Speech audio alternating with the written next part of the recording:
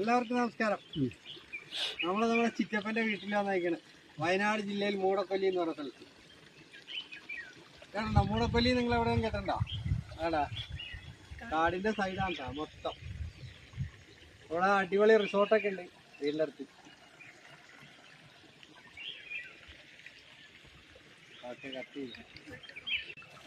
അപ്പൊ നമ്മള് ഇവിടെ മൂടക്കൊല്ലി എന്ന് പറഞ്ഞാൽ കുറേ നാൾ മുമ്പ് പേപ്പറിലൊക്കെ ഭയങ്കര ഒരു ചേട്ടൻ്റെ പുലി പിടിച്ച സംബന്ധമായ കുറേ വാർത്തകളൊക്കെ വന്നില്ലേ, അതിൻ്റെ തൊട്ടടുത്താണ്.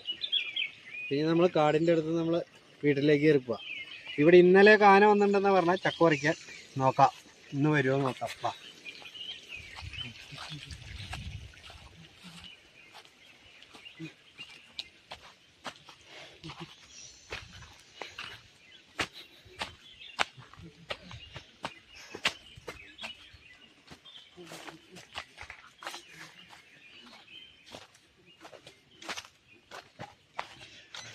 ഇത് ഇവിടുത്തെ റിസോർട്ടാണ്ടാ.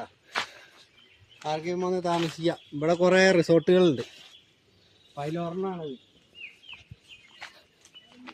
ആ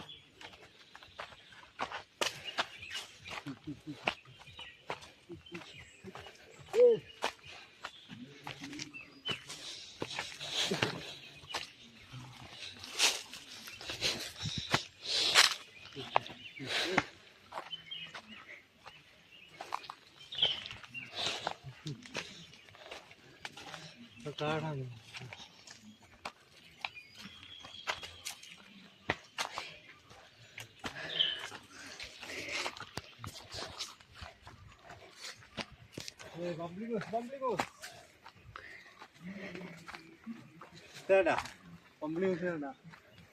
മൂത്തിട്ടില്ല, മൂത്താ പറ.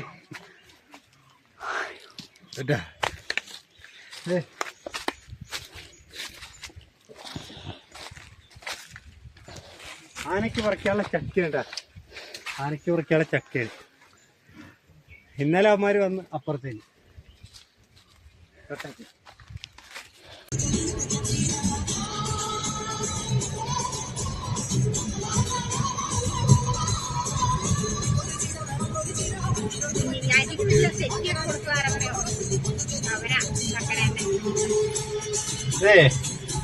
വയനാട് ജില്ലയില് ഏകദേശം ഞാൻ ഇവിടുന്ന് പോയിട്ട് ഒരു 10-20 വർഷമായി. ഒരു 18-20 വർഷത്തിൻ്റെ അടുത്തായി. അന്ന് ഞാനിവിടെ ഓട്ടോറിക്ഷ ഓടിക്കുന്ന ആളായിരുന്നു, ഓട്ടോ ഡ്രൈവറായിരുന്നു. അന്ന് റോഡുകളുടെ അവസ്ഥ ഇതേപോലെ തന്നെയാണ്. ഈ 10-18 കൊല്ലമായിട്ടും ഈ ഗ്രാമപ്രദേശങ്ങളിലുള്ള റോഡുകൾ ഇപ്പോഴും ഇതേ അവസ്ഥയാണ്.